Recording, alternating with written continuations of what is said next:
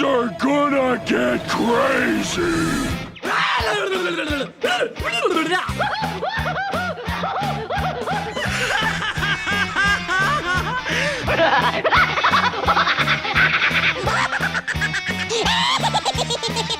Most everyone's mad here. Hey, everybody! Welcome back to another fun-filled episode of AniMat's Crazy Cartoon Cast, and wouldn't you know it, already we are beginning with a subscription. Oh, several subscriptions. What the fridge? Already from Gorillas Fan and Gorn ZX. All right, well, what a way to go and start this thing. Okay, but anyways, back to what I want to go and talk about. I hope you're all having a really good long weekend, considering that as I am recording this, we are in Labor Day, and I hope you are taking advantage of this long weekend where you can just go out and play and have fun and just do whatever you can in order to enjoy yourself, to relax yourself before fully going back to work. But then again, technically, I am already back to work because, well, technically, my work is play, especially when it comes to AniMat's Crazy Cartoon Cast. Now, just a little bit of a warning right now that there may not be a whole lot of news that have been happening in the past week, but don't worry, there's still plenty that we shall be talking about, and that we will definitely be having fun on this episode.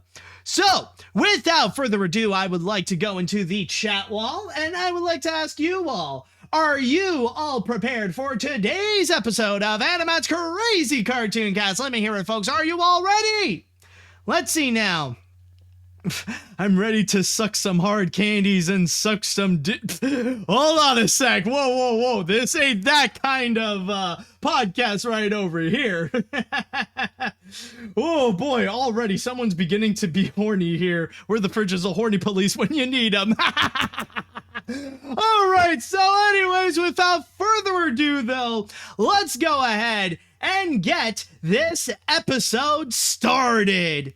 And with our first story that we have over here, we might as well go and begin with a celebration. Something that has finally occurred during this weekend, where years and years of fighting and battling has occurred in order to take down a great evil on the internet. But it has finally happened. The moment that many people on the internet have been waiting for has finally arrived, and that finally the evil has been vanquished. And let us go and start things off by talking about the downfall of Kiwi Farms. Now, before I fully go into what has happened with Kiwi Farms and what this story is technically all about, allow me to go and describe to you what has happened. A little bit of a history before we get into where we are today. And for those of you who don't know, I'll just give you a quick summary. Kiwi Farms is best described as a website for people who are banned on all other social media, and with good reason. So imagine taking those like creeps and stalkers and harassers and bullies and all sorts of people that don't deserve to have any form of platform on the internet or shouldn't be allowed to interact on social media, like people who were immediately banned on stuff like Facebook, Twitter, TikTok, YouTube, Instagram, Reddit, you name it. They're most likely banned in there, so their only option of interacting with others would be to go to Kiwi Farms. And on Kiwi Farms, they pretty much have the freedom to do whatever they want that would normally get them banned on all other social media platforms.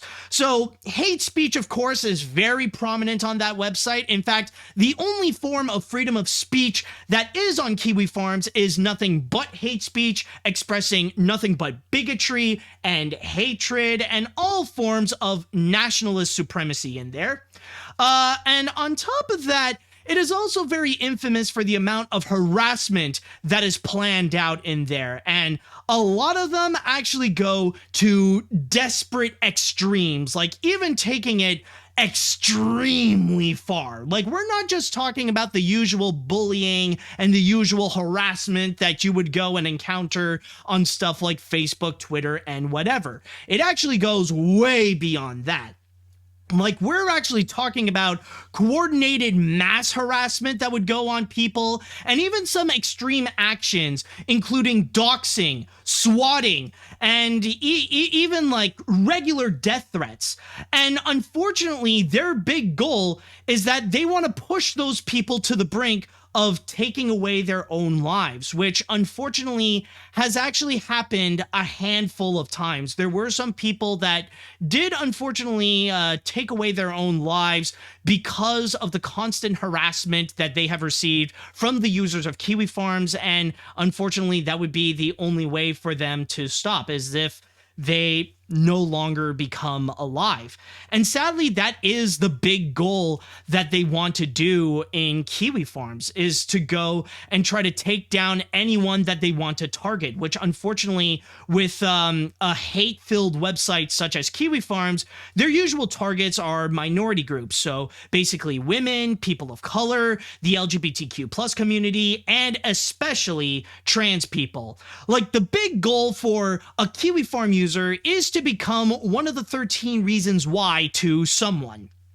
But even though that they have been doing it for several years, and a lot of people have tried to do so many different actions in order to go and take down Kiwi Farms, unfortunately none of them actually worked. But then recently things have started to change, because they ended up messing with one person in particular that ended up destroying their entire empire. And who I'm talking about is Kiwis.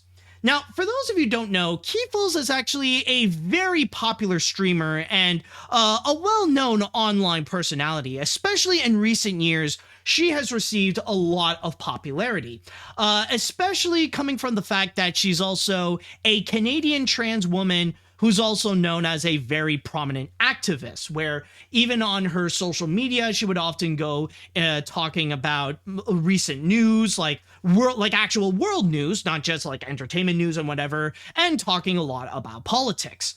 So, of course, as a trans person, the people at Kiwi Farms decided to go and target her in the hopes that she would ultimately take away her own life and that the Kiwi Farms can pursue their quest for ethnic cleansing. So they tried to do all the tactics they can towards her, where they would go and dox her on multiple occasions, and there's even at one point where she even got swatted. The case ended up becoming so bad where she ended up having no choice but to move to Ireland. And I believe that actually happened either a few weeks ago or a month ago. But anyways, that actually did happen, where currently she now resides in Ireland, where now the Irish police is fully aware of the actions of Kiwi Farms, where they know very well of the heavy amount of death threats that she's still getting to this day, and that there are some people who would still try to go and dox her in the hopes that, you know, she would end up taking away her own life, or that someone would go and do the action of taking away her life. But there is one major catch, however, when it comes to Kiwis, is that the best way to describe her is that she is very much the conservatives' nightmare. She is really one of those that she is a massively powerful force that no right-wing personality would ever want to go and confront and ever want to face. In fact, the grand majority of right-wing personalities, especially amongst the popular ones, they are scared of her. People such as The Quartering, Geeks Plus Gamers, Matt Walsh, Ben Shapiro, Destiny, and several others. I'm just trying to think of a few if there are more that are completely scared of her. But the point being is that they are so afraid, to the point that they would go and immediately block her, like make sure that they don't interact with her, and hope the day that they don't ever have to like face her, you know, don't have to face her trajectory. And the reason why I say this is because when it comes to Kiwis, not only is she a powerful force, and like not only is she massively popular and has a huge following behind her, but she is also extremely smart in the way that she could go and confront any conservative out there and she would end up on top every single time. Like, you know how conservatives would often be like, yo, debate me, bro, freaking debate me, bro, in order to try to shut down the other person's argument and try to do every different tactic, not necessarily to go and debate the person, but to go and completely humiliate them and try to really take them down as much as possible. Like, no matter what they would try to do, Kiefels knows how to try to how to dodge that and how to go around it in order to ultimately win the debate. In fact, there was actually a recent incident that occurred a few weeks ago where she went on a major debate against the quartering. And not only did the quartering severely lost, like not only did he lose that argument so badly against Kiefels, but it ended up becoming so bad to the point that even his own fans ended up turning against her, which ultimately resulted in the quartering to delete like months worth of tweets on his social media and try to hide from her as much as possible, like pretty much cowering away in his own little safe space, like in the hopes that maybe one day that she would go away or that the people at Kiwi Farms would do their job to fully commit to their ethnic cleansing actions. But no, sadly, that is not the case. And Kiefels again and again really came out on top. But anyways, I'm getting a little bit sidetracked here. Going back into the main story as to what we're talking about here. Now, because of the constant harassment and the death threats that Kiefels has been receiving, she opened up the campaign #DropKiwiFarms, basically to go and expose all the terrible actions that Kiwi Farm has done throughout the years in the attempt to go and fully shut down the website, that the entire website would be completely destroyed and that those users have no place to go in order to go and commit their actions of hate speech, of harassment, of doxing, and anything like that. That they have no choice but to silence their hate speech and to silence their doxing and silence their whole harassment campaigns and be like any other person to go and respect and follow the rules or just be permanently silenced online. So that's basically her big hope that she is doing with Kiwi Farms. And as it turns out, believe it or not, it became a great success. Where on Saturday, Cloudflare, the multi-billion-dollar tech company which specializes in securing websites, even though they tried their hardest to go and defend Kiwi Farms and defending their stance, they had to go and drop it.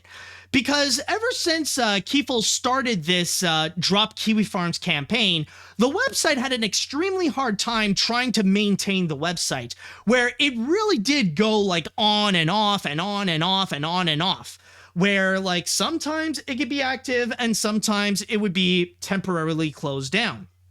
But now, Cloudflare has ultimately decided that things have gone too far with Kiwi Farms and that they would no longer go and actually protect the website.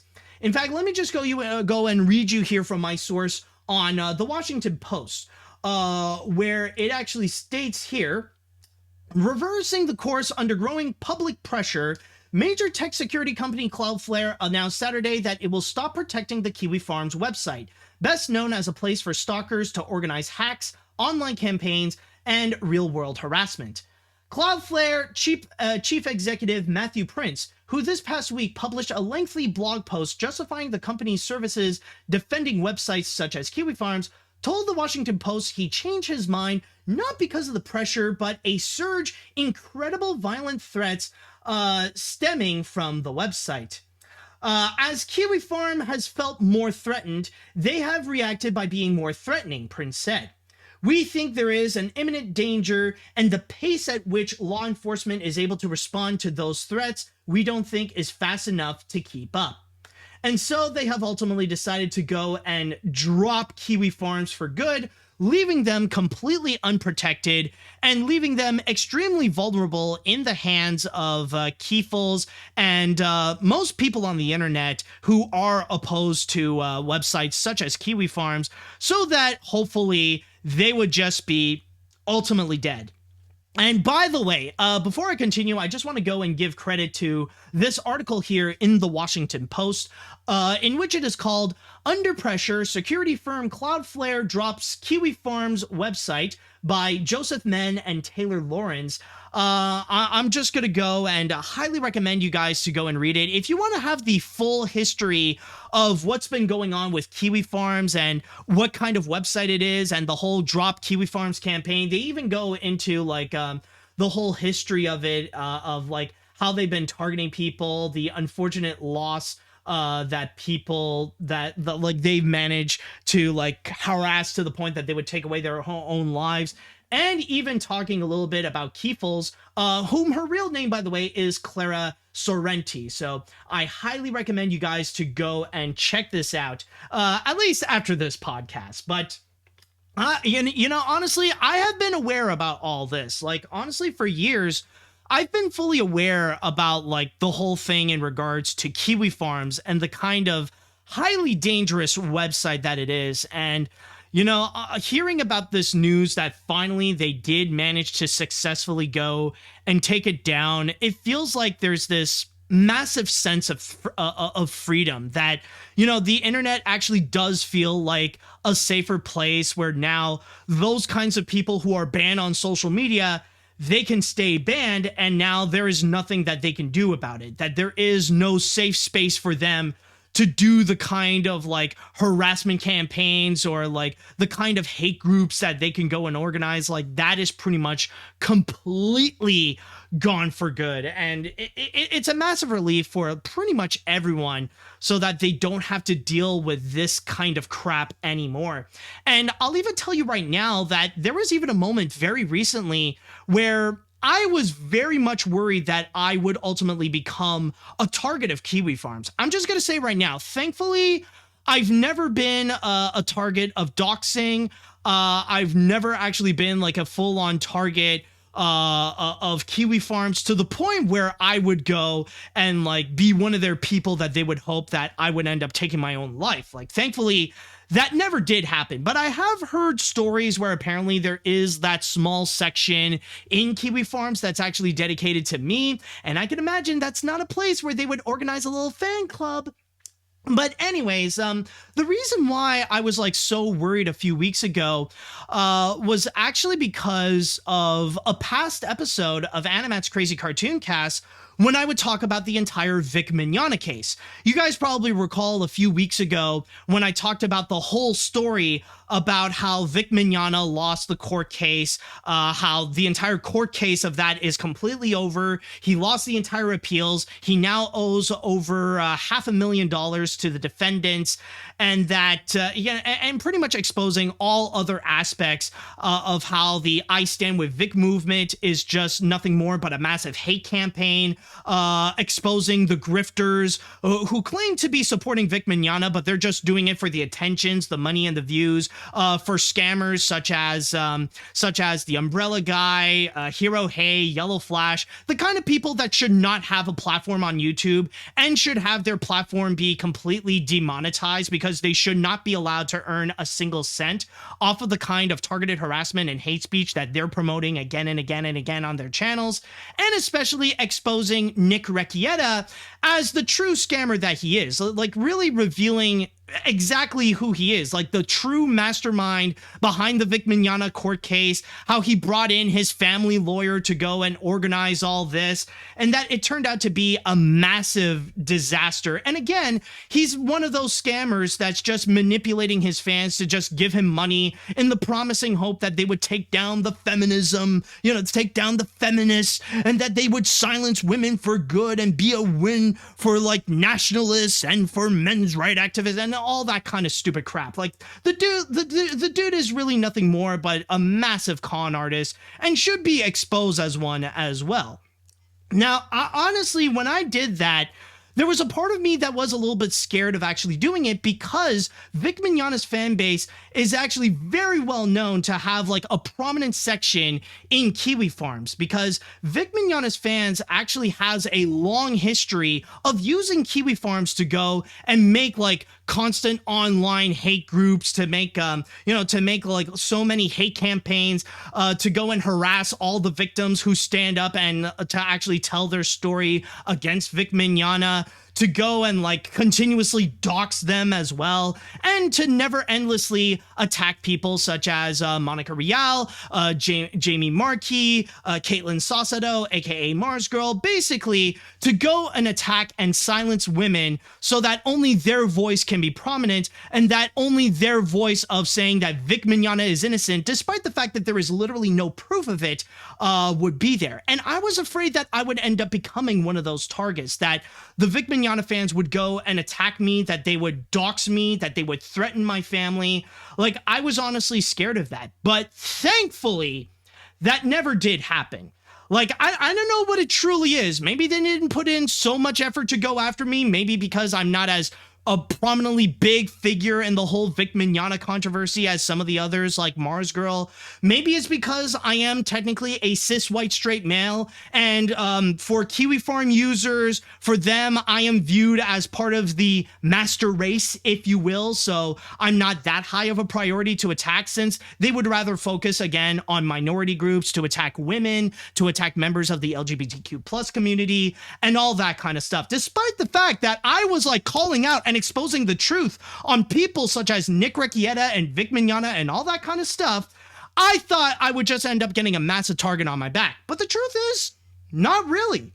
Because even at, like, I'm not saying that I did not receive backlash from the Vic Mignogna fans.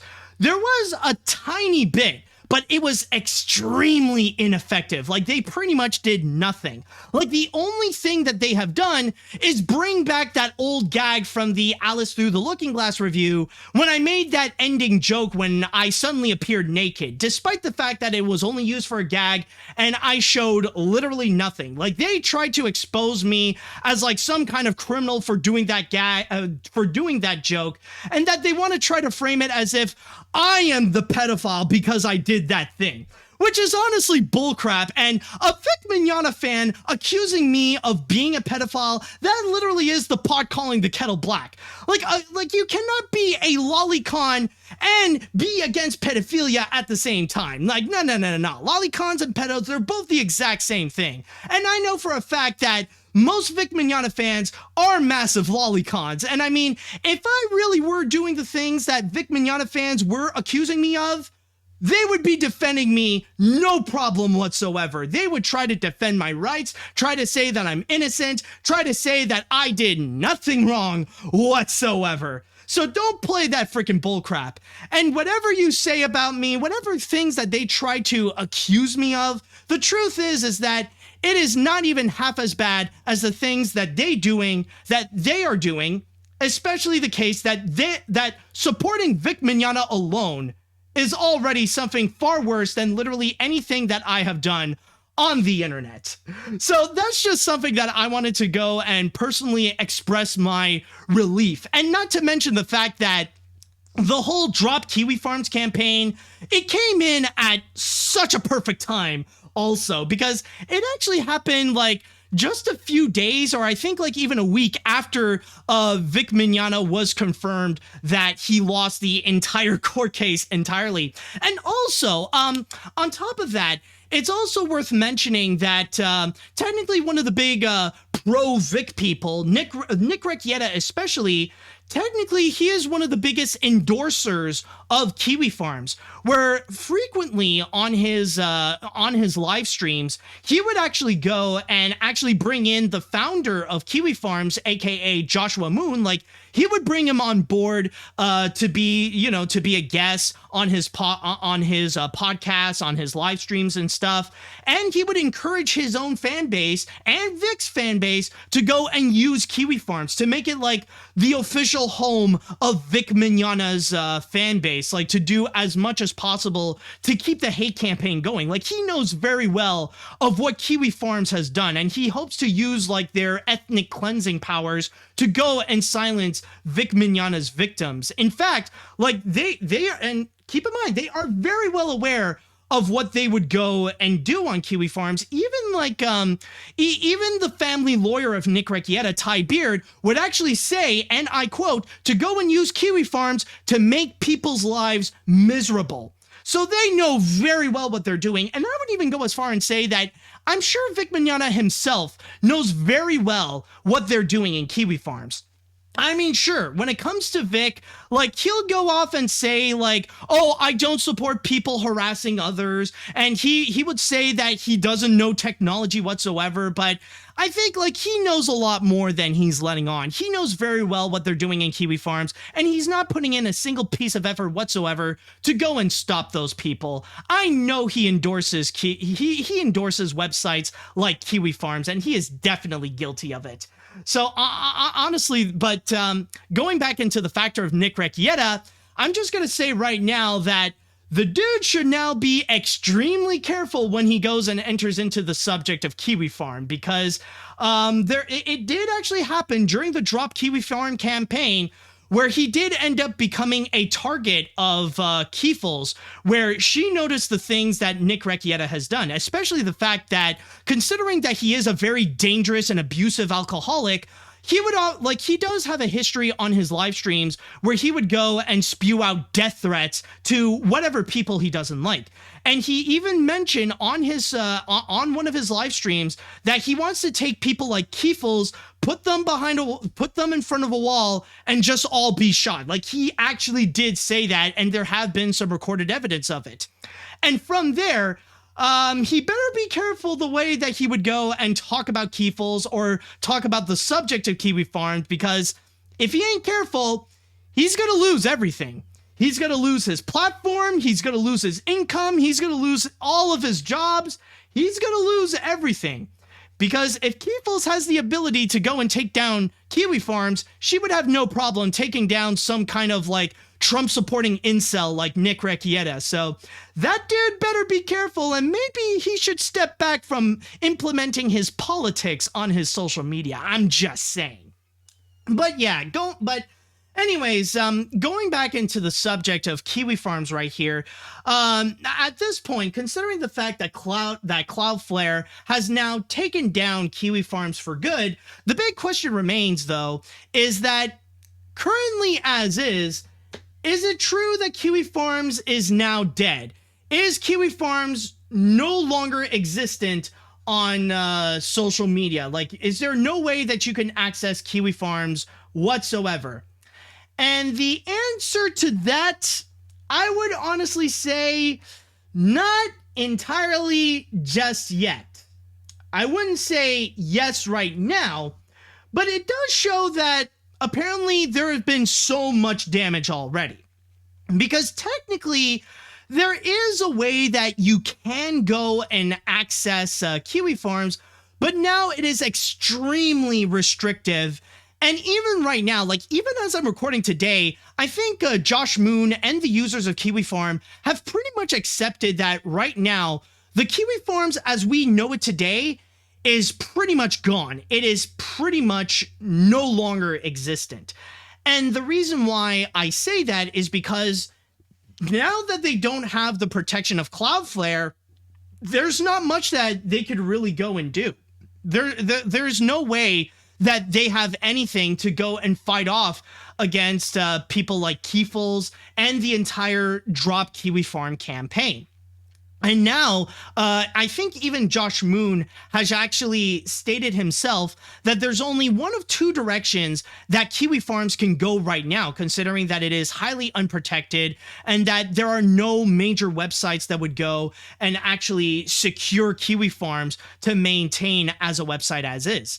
The only options that it has right now is either for A, that they would go and hop from like different servers like again and again and again, where it would frequently be on and off, where they would just keep on hopping and keep on hoping that maybe they can like find a place that could be temporarily secure, or they would end up in a direction that would technically be similar to 8chan or one of those Chan websites, where they would end up neutering the whole foundation of Kiwi Farms in the first place, that they would be like any other website and they would be forced to go and implement rules that would be very restrictive when it comes to hate speech and when it comes to targeted or harassment. Basically, the things that they want to do on Kiwi Farms is stuff that they can no longer do on Kiwi Farms, thus rendering the website to be just another generic forum site, and that's pretty much it. So in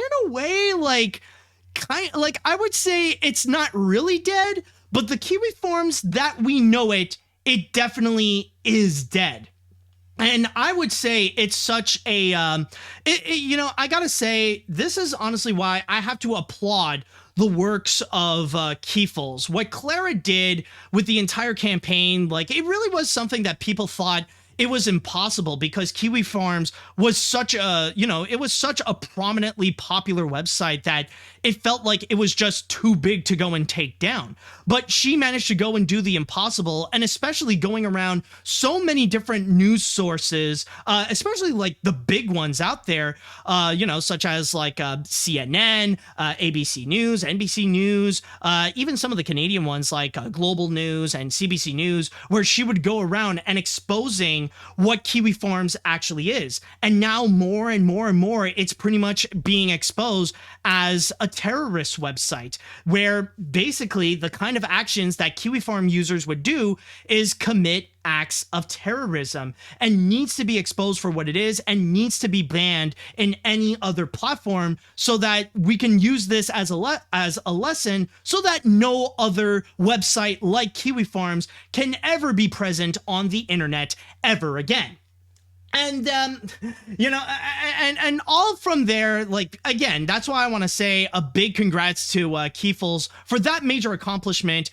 And I hope that she could go and continue this journey to make the internet a much safer place, and that not only can she go, like, if she has the power to go and take down Kiwi Farms, hopefully she can go and do more work in order to make in order to make the internet a lot more protective, so that especially if social media sites such as like the big mainstream ones such as Twitter, Facebook, and especially YouTube can take a lot more action to be more aware of hate speech and targeted harassment that's going on their websites, and that they can put in a lot more of an action to go and take those accounts down for good. And there is one more thing that I would like to go and discuss about this entire subject, because it's honestly very interesting, like this entire discussion that people are bringing up when it comes to websites such as Kiwi Farm and stuff like that. And that is regarding the subject of freedom of speech. Now, I know technically there's like a lot of different definitions depending on where you're from. Like, like in the US, they call it the First Amendment, or in Canada and some other places, they would call it the Charter of Rights. But we know it fully as freedom of speech. Like, what is the fine line between what is freedom of speech and what is hate speech? Because technically, according to law, there is some hate speech that would count as freedom of speech. Not all of it, of course. You're not allowed to go out and send death threats, or like you're not allowed to go in some airport and like shout out bomb all the time. Like, there are some things that you cannot do, but technically, according to law, there is some hate speech that does technically count as freedom of speech. But here's the big thing that they don't tell you about freedom of speech, or that technically it's a well-known fact, but people often forget about this. The only thing that freedom of speech does is that it protects you from the government to send you to jail. Like, no matter what you say, no matter how you go and express your beliefs, the government cannot arrest you because you would say something like trans rights are human rights, or make America great again. Like, whatever like you would believe, whatever you want, whatever opinion you want to go and express, there's nothing about it that the government can go and get you like they cannot put you in jail just because of those kinds of things that you would go and say. You cannot go to jail just because you're expressing your beliefs. However, when it comes to freedom of speech, however, there is one system that does not give a crap, and that is capitalism. Because while freedom of speech may protect you from going to jail, freedom of speech does not protect you from becoming homeless. Because there is no rules that technically can say that because of the kind of beliefs that you can have, you can end up becoming fired from whatever businesses. Like, you can end up becoming deplatformed on social media. Technically, under those, technically, they have all the rights to go and do that, because technically, you're not necessarily being arrested for it. You're just being taken away from their business. And especially when it comes to like social media platforms such as like Facebook, Twitter, Instagram, TikTok, YouTube, like they, technically, even though they don't follow it 100%, they do have guidelines when it comes to hate speech, and they have every right to go and deplatform someone if they find that the hate speech would go and hurt their business. Even like in real life, like if you're working in a major corporation, like if you're working for like either Walmart, for McDonald's, or for Disney, or for Universal, or whatever, or for Google, or for Apple, if you've been caught speaking hate speech, if you support like hate groups such as white supremacists or any form of nationalist groups or QAnon or whatever, they technically do have the right to go and throw you out, take away all of your income, and kick you out of your job because they feel like your beliefs are a threat to their business. And they have every right to go and do so because, well, that's the capitalist system. Because capitalism puts money above everything. Even above your beliefs, even above your rights or whatever, money is king. And if your beliefs and if your rights can make them money, then they'll go and encourage it. If your beliefs takes away money from them, then they will be sure to go and suppress your beliefs so that they can go and make more money from the kind of beliefs that can generate a lot more revenue. There have been like several examples out there, but honestly, what has recently happened here with Cloudflare and with Kiwi Farms, I gotta go and say that this is honestly the greatest example of how the whole narrative of go woke, go broke is an entire lie. It's an entire piece of fiction that only the most simple-minded people would unironically go and believe that, because it's a flat-out lie. And when it came to Cloudflare, like they have been heavily pressured for a long time, for like a good while, because the pressure had been mounting more and more and more. And even though they tried to defend their stance to keep Kiwi Farms on their platform, to make things fair for people who do support LGBTQ plus rights and those who are against LGBTQ plus rights, they have been losing a lot of revenue. In fact, it was actually reported that Cloudflare had literally been losing billions of dollars in market cap because of their defense for Kiwi Farms. And then like you see that Kiwi Farms became more and more toxic, where they ramped up the death threats and the doxing and the swatting and all that kind of stuff. It pretty much mounted them to the point where now the CEO of Cloudflare, Matthew Prince, despite the fact that he was like a very stern Republican, like a true Trump-supporting far-right Republican, for him, he was pretty much pushed to the corner where he had to choose between his beliefs or his business. And that's exactly what happens to anybody and everybody who endorses hate speech, like who wants to make hate speech fully a part of freedom of speech. And that's exactly what happens. They end up getting pushed where they have to choose either their beliefs or their entire business. And from there, Matthew Prince decided, okay, well, I choose business. Goodbye, Kiwi Farms. Like, that's the only, like, he knew that if he kept Kiwi Farms any longer, then it would end up destroying the entire Cloudflare business because, well, he did not choose to be woke and it threatened him to be broke. So he decided to give in on the whole Drop Kiwi Farm campaign and actually drop Kiwi Farm, where now they're pretty much dead.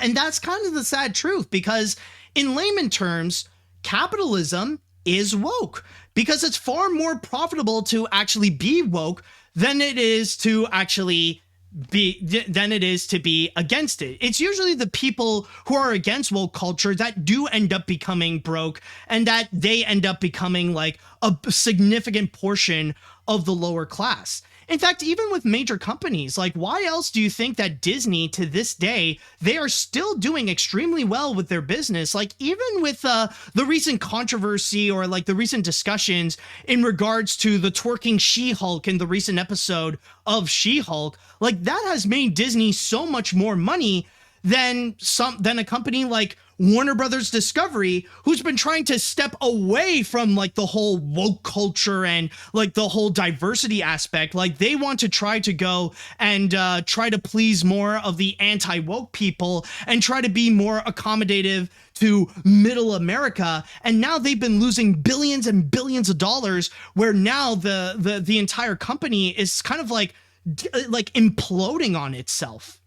And that's kind of the sad reality, where the thing is, like in the capitalist system, if you want to succeed in life, you got to be a little bit more quote unquote woke, that you have to be more inclusive, that you have to support diversity, that you must be respectable towards the LGBTQ plus community, trans people, towards women, towards people of color. You have to be respectful to minority groups.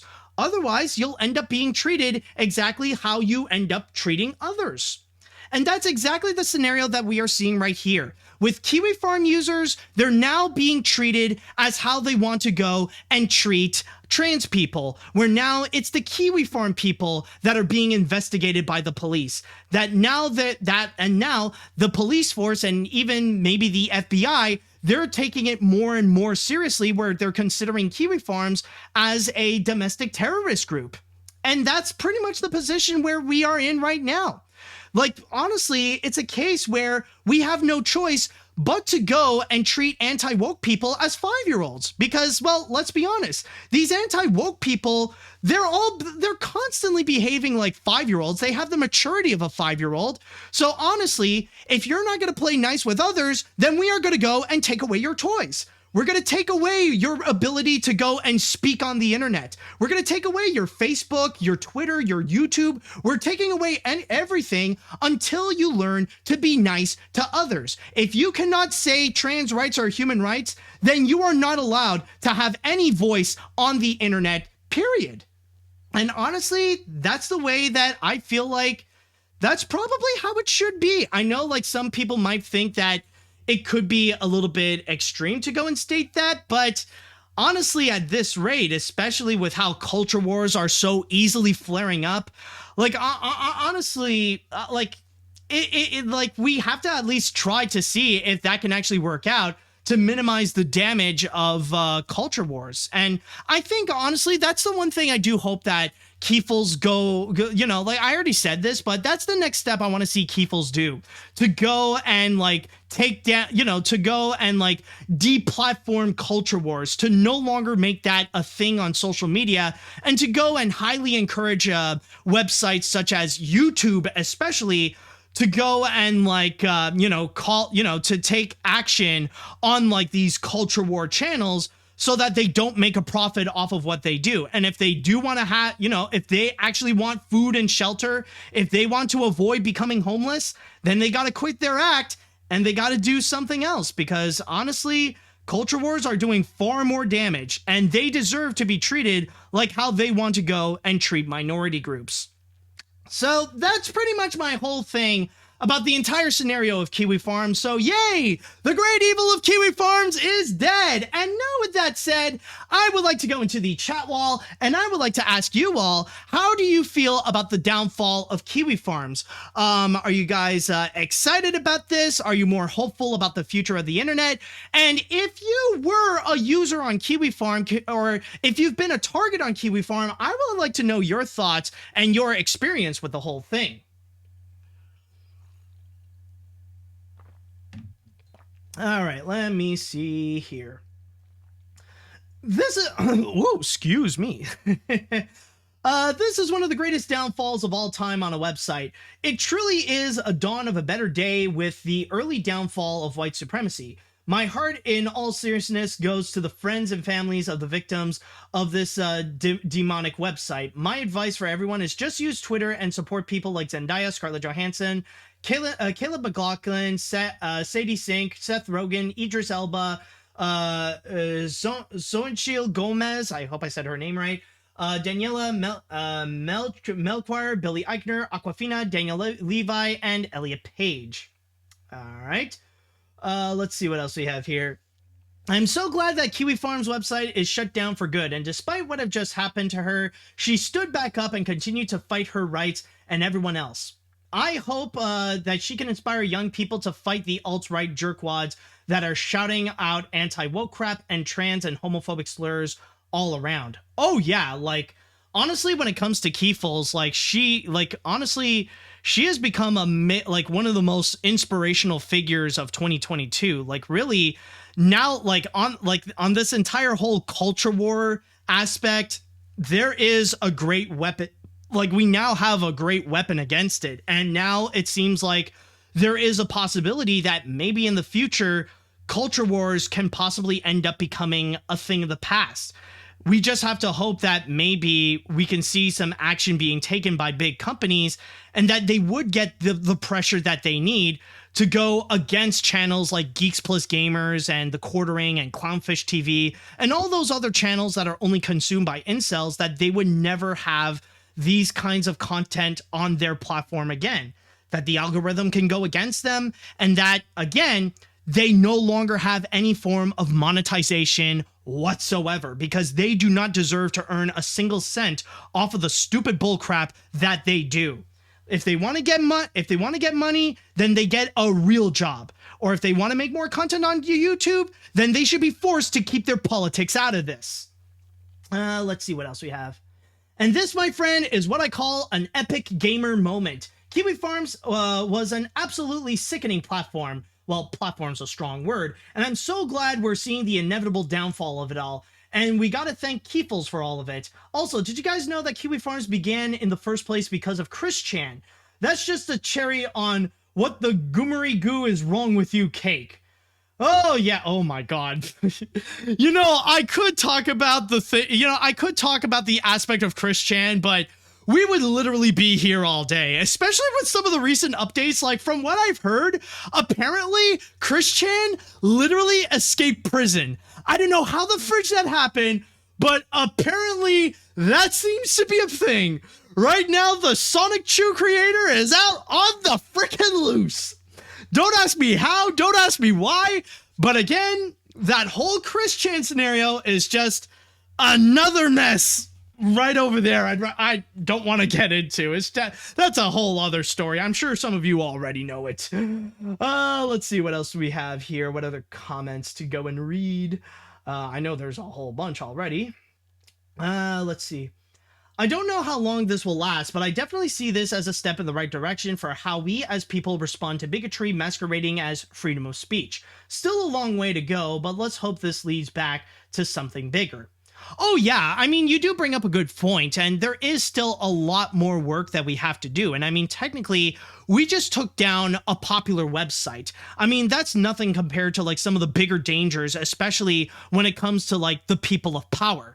Like, yeah, that's like another massive step right there, but still, at least that is a good step in the right direction, at least from a major source of like all these culture wars and like how bigotry is like just easily flourishing. So at least like we are in a step in the right direction right there. Let's see now. Kiwi Farm must have been hell on earth to deal with, huh? I'm glad this type of issue is officially talked about, and all I could say is thank God. Hopefully, this will silence the morons on YouTube like Clownfish TV and Geeks and Gamers soon. We are on our way to end the mess, you guys. It's gonna happen.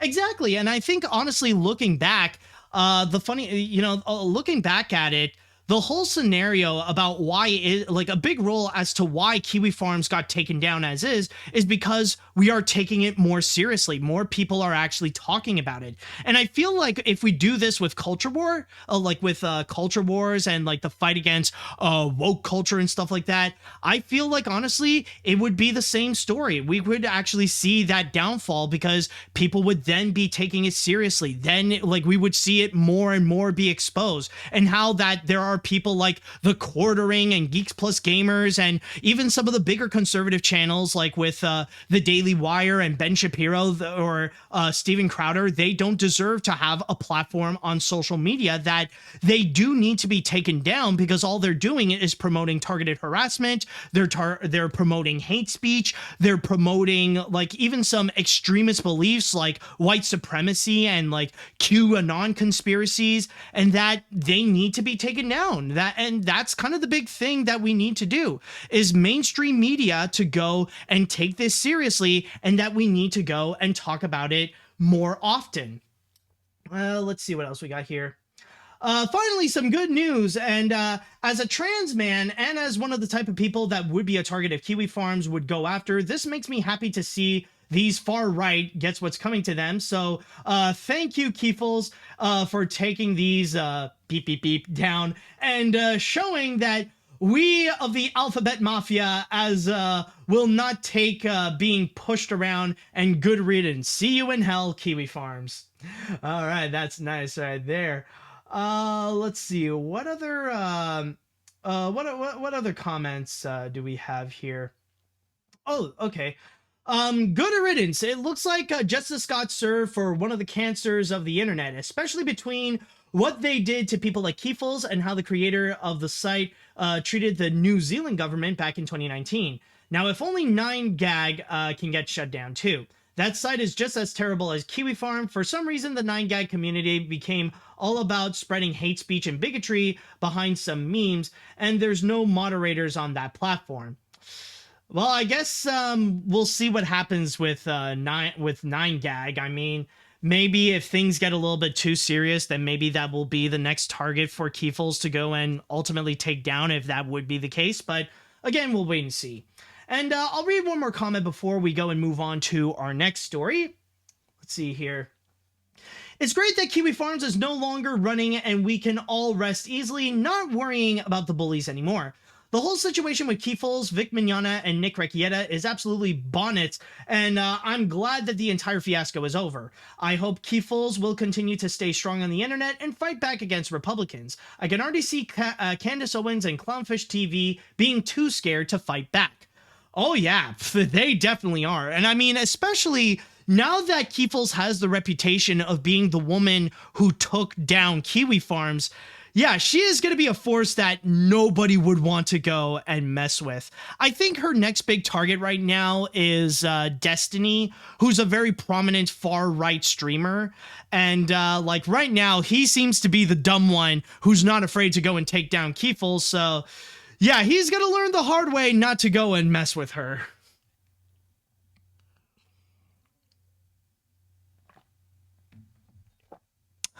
All right, folks, time to go into our next story. And I want to go and ask the chat wall, do you know what our next subject is? Do you know which company that we're going to go and talk about right now?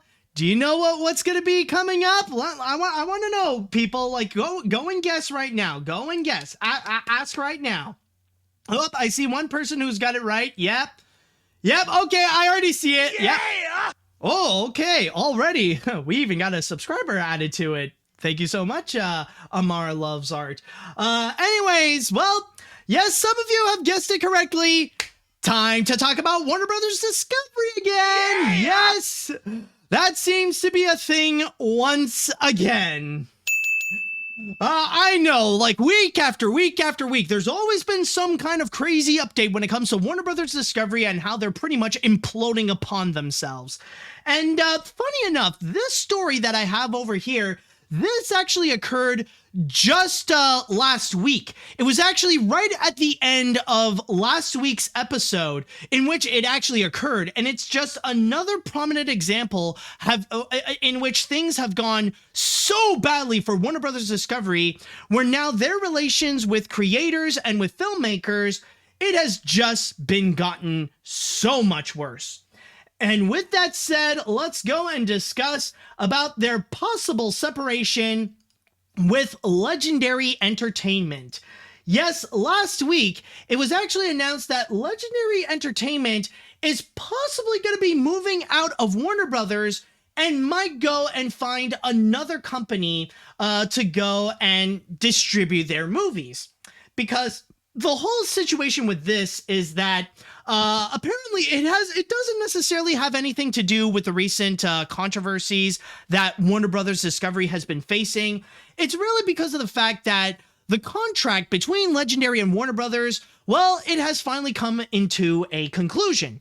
And now Legendary has the option to go and either stay, or they can go and find another company in which they can have their movies go and be distributed. And so far, it looks like they actually got some other options. Reading here from my source on Deadline, it actually states here, Legendary Entertainment is said to be eyeing to move from its on-again, off-again home at Warner Brothers, as its deal with that studio expired recently, Deadline has confirmed. Sony and Paramount are said to be in the mix, with the former a frontrunner. Warner Brothers also has a new deal on the table for Legendary, which was previously at Universal before that at Warner. So the big thing to go and take from all of this is regarding the fact that there is a possibility, there's no confirmation as of yet, that Legendary could be moving away from Warner Brothers. And so far, their other options, while they do have a chance that maybe they can go and stay at Warner Brothers, but they could be looking into the possibility that they could go either at Paramount, or what seems to be the most likely case here, that they could go and move to Sony Pictures. Either way, it doesn't sound like there's a lot of good news here for Warner Brothers Discovery.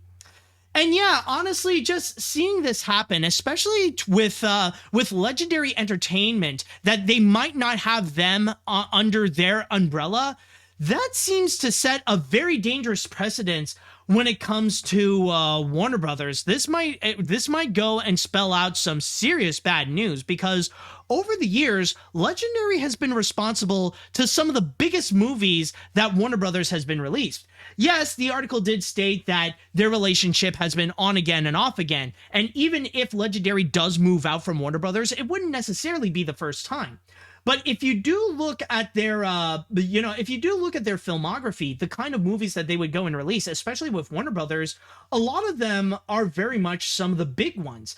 Like they, with Legendary, they were responsible with creating the Batman trilogy by Christopher Nolan, with movies like Batman Begins, The Dark Knight, and The Dark Knight Rises. They were also responsible for the Hangover trilogy. They also did the Watchmen movie. They did the 300 films, 10,000 BC. They also did, they did Inception, again with Christopher Nolan. And they already did like a whole bunch of big name feature films, and not to mention that they also collaborated with Warner Brothers on the Monsterverse, so all the Godzilla movies, Kong Skull Island, and most recently with Godzilla vs. Kong. And yeah, there have been a few times where they would go and move out of, they would move out of Warner Brothers and try things out at Universal, where they would go and they wouldn't make their best movies like they did Dracula Untold, but they were responsible for the Jurassic World movies, or at least the first two Jurassic World films, the first one and Fallen Kingdom. So that was definitely a major deal with Universal, and they did a few other stuff like Crimson Peak, Krampus, Warcraft, and they also did Pacific Rim. They did that. What was it? That Dwayne Johnson movie, Skyscraper. They also helped out with Black Klansman. But it wasn't until very recently that, it wasn't until 2019 when they ultimately decided to go back with Warner Brothers so that they can go and distribute other films such as Pokemon Detective Pikachu and Dune. Now, they did collaborate with like other companies at the same time. Like they also helped out with Console War, with the documentary Console Wars with CBS Television Studios, and they also helped out with Netflix with the recent Texas Chainsaw Massacre reboot. But they're like with them, their main house is with Legendary Pictures.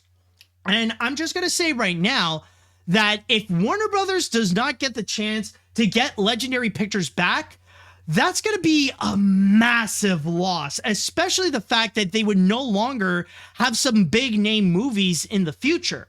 Now, I know at this point, some people might be wondering about the future of some of those legendary Warner Brothers movies, especially when it comes to the future of the Monsterverse and when it comes to the future of Dune Part 2, which is highly anticipated. Like, what's going to happen with those films? Well, one thing that I could say right now is that you could pretty much put your worries aside to that, because I believe Legendary is the one that owns the film rights to those pictures. You know, they are the ones, I think they are the ones who do own the Monsterverse, but I can guarantee you they are the ones who own Dune. So if it does happen in the case that they end up moving out to either Sony or to Paramount, then Dune Part 2 will end up being released by them. That would be the big scenario that's going to happen. And that would be a very significant loss for Warner Brothers, because they would not have, they would not have those big movies to secure them to have like those major box office hits. Because when you do look back in 2021, their biggest and most successful movies, despite the fact that they've released a whole bunch, their biggest name titles that did end up making so much revenue at the box office were Godzilla vs. Kong and the first Dune. And those movies right there, I believe, actually, this article actually did explain a little bit, in which, it's actually in this section right over here, where it states, there was a kerfuffle with Warner's during the whole Jason Kilar-led Project Popcorn that put Dune in theaters and on HBO Max. Oh, which, by the way, I will get to that one later. But the studio has since committed to Dune Part 2, currently shooting in Jordan, and Kilar is gone. Both legendary titles, Godzilla, King of the Monsters, and Dune, I believe that's a mistake because it's supposed to be Godzilla vs. Kong, were the highest grossing movies worldwide under Warner Media HBO Max Day and Day experiment last year, grossing respectively $386.6 million and $401.8 million. Dune went on to win 6 Oscars and was nominated for Best Picture. And that actually does bring up another massive subject. That does bring up another massive factor, is that technically it is true that the whole current situation with Warner Brothers Discovery is not the major reason as to why Legendary is moving out of Warner Brothers Discovery. There is technically the factor of what happened last year that did end up souring the relationship between Warner Brothers and of filmmakers. Like, their relationship really did not go well, because a lot of people were very much upset of the fact that Warner Brothers would go and simultaneously release their big name movies both on the big screen and on HBO Max. And they felt like that decision could end up screwing over the feature itself. And some people could argue that's kind of the reason why there are some of those movies that ended up becoming a massive box office flop, or did not perform well at the box office, such as Matrix Resurrection, Tom and Jerry, and Space Jam: A New Legacy. Like, that already made the relationship bad enough, and I wouldn't be surprised if that played a very significant factor into why Legendary wants to go and leave Warner Brothers Discovery. However, it is interesting to note that even though that happened, the new CEO, David Zaslav, did state that he wants to go and like try to solve that problem. He wants to make sure that every big name movie under Warner Brothers would go and be released in theaters and only in theaters. They would not do any of that, that simultaneous release of the big screen and on HBO Max. That whole thing would be fully dead. And he wanted to do that to go and fix up relationships with the filmmakers, but unfortunately he screwed up badly at the same time with the controversial decision of canceling so many projects on HBO Max, especially with what has happened with Batgirl. Technically, it's with Batgirl and Scoob Holiday Haunts, but it's especially with what happened with Batgirl. The fact that it was over 90% finished, that it was completely dead right now. And more it's becoming a massively stupid decision, and like really at the point where it's like increasingly screwing over it really has been screwing over Warner Brothers Discovery more so than doing any form of good whatsoever, to the point where like, yeah, that $90 million tax write-down, I don't think it seems like it's going to be worth it. Especially now that the relationship between filmmakers has gotten so much worse, where they cannot trust Warner Brothers to go and keep their movies afloat, where even if they would be completely finished, there is still that worry that if with Warner Brothers Discovery, they could go and completely shut it down and scrap the entire project altogether. And not to mention that it's such a massively missed opportunity, with the fact that right now we are currently seeing a bit of a resurrection with Brendan Fraser's career. Like, there's a new movie that came out, I believe it's called The Whale. It's already becoming a big player in film festivals, and people have just been giving him standing ovations for him. And considering that in Batgirl, Brendan Fraser would have been the big villain in the picture, then they really did miss out. Like, it really shows that they probably would have made more money if they did end up finishing Batgirl and release it than actually not to do so. But then again, I've already talked about that subject last week, and the point is that more and more we are seeing that decision really screwing over Warner Brothers, because now it's just making things worse with their relationship with filmmakers. And that's especially the case with what we are seeing here with Legendary Pictures. Now, again, I do want to go and emphasize that technically nothing is official as of yet, and there is still a little bit of that chance that maybe we are going to see Legendary still maintain with Warner Brothers Discovery, that they'll still have that relationship together, and that Warner Brothers will go and actually release the sequel to Godzilla vs. Kong and Dune Part 2. There is that chance, but as it is right now, it seems like it is highly unlikely, and it's just going to make things so much worse for the image of Warner Brothers Discovery, especially when it comes to its position in Hollywood. So that's just one thing I want to go and express, especially when it comes to a big name such as Legendary Pictures, because whenever you would see like that Irish, that like Celtic like logo appear, like, you're going to be in for something like massively epic. But I don't know, if they ain't going in with Warner Brothers, that's going to be a critical loss. All right, so with that said and done, I would like to go into the chat wall, and I want to ask you all, how do you feel about the possibility of Legendary Entertainment leaving Warner Brothers? Are you guys shocked about that factor? Are you not surprised? Do you think it's a good idea for Legendary to leave Warner Brothers or to stay with Warner Brothers? Let me know what you think.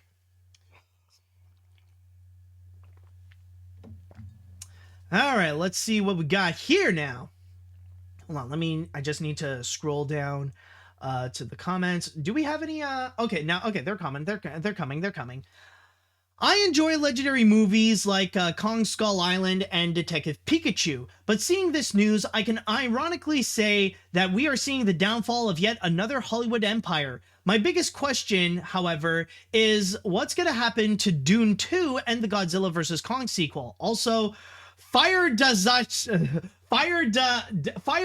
Zashmuck. Well, as I said before, like those movies are still going to happen. It's just that there is that strong possibility that we could be seeing them be distributed by someone else. Like, again, that's still happening whatsoever. If you're worried about Dune Part 2 or the sequel to Godzilla vs. Kong 2, they're still happening no matter what. The only difference is that we may see them be released by another company, rather it be Sony or Paramount. Let's see now. What else we have? I feel like you could make a month's worth of episodes just on just on Warner Brothers Discovery's recent troubles. It's such a shame to see a once illustrious and beloved media company that has roots dating back to Hollywood's golden age self-destructing so quickly before our very eyes. I know we shouldn't be encouraging monopolies, but I wouldn't be surprised if Disney acquires Warner Brothers for less than half of what they paid for Fox. Oh, no. You know, I know a lot of people have mentioned that, but I do not think so. I don't think Disney would be in the mood. Like, number one, they're still already, you know, they are still in the process of paying, of paying their debt after buying out Fox, because, like, you know, they paid out like more, what was it, over $72 billion just to own 21st Century Fox. I don't think they're going to go and do the same thing with Warner Brothers Discovery. That would be a little bit too ridiculous, because then not only would they go and like put themselves in debt even further, like with what they already have, they would go and add in the debt that is already in Warner Brothers Discovery. So I don't think Disney would be in the mood to go and purchase that. I think, honestly, if in the future, if it does happen that Warner Brothers Discovery would end up becoming purchased by a bigger company, I think it's going to be one that would like massively afford it. I'm talking about like $1 trillion corporation such as either Google or Apple or Amazon. I think that would be the next step of what could possibly happen if things don't improve with Warner Brothers Discovery. Let's see what we got here. When I heard about this news, I was surprised and not surprised about this due to the deal expiring and, of course, the controversial HBO Max release, along with Zaslav making things worse by canceling projects. Losing Legendary Pictures will be huge for Warner Brothers if they leave either for Sony or Paramount, though I'm leaning towards the former due to carrying around a theatrical release. Also, do you think Village Roadshow will leave as well with how Warner Brothers treated Matrix 4 in 2021, as they are still mad about them? Oh, if that would be the case, most likely. I could probably imagine that happen. And also, I'm just going to go and quickly put my piece onto it, because I'm sure some people might ask, like, where would they be released? Would it be either at Sony or it would be at Paramount? Like, if it actually does happen that Legendary does leave Warner Brothers, where would they go? Paramount or Sony? Well, I mean, technically they do state that, you know, they're going to go to Sony Pictures. I would not be surprised, however, if they would go and decide to go with Paramount. And the reason why I say that is because with Paramount, like, if you look at what they're doing this year, they are performing extremely well, especially when it comes to their big name theatrical releases, and not to mention with how extremely well they have been performing with Top Gun Maverick.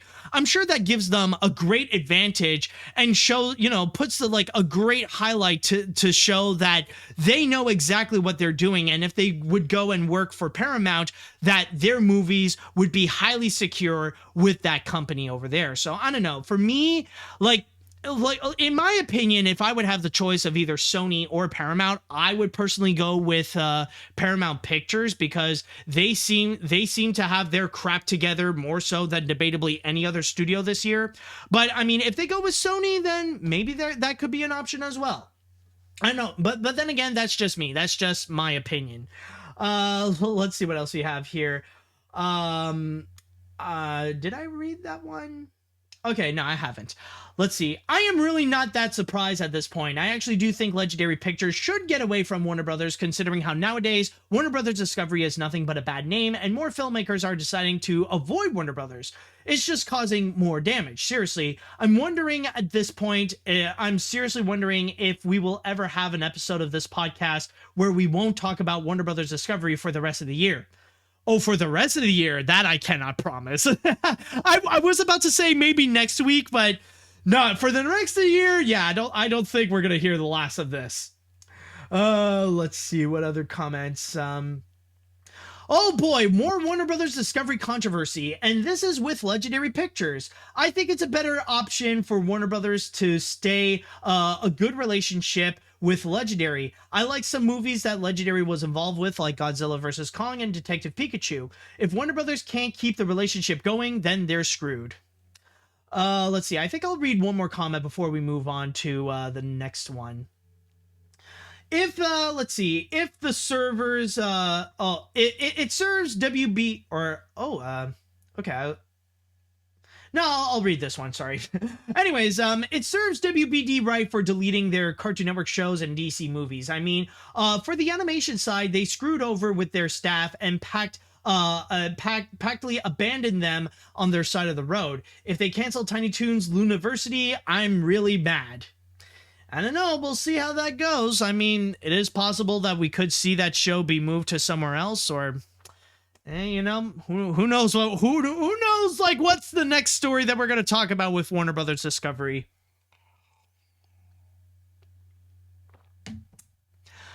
Okay, so moving forward to the next story that we got here. Well, believe it or not, once again, we got another Warner Brothers story. Yes, we're not done with talking about WBD just yet.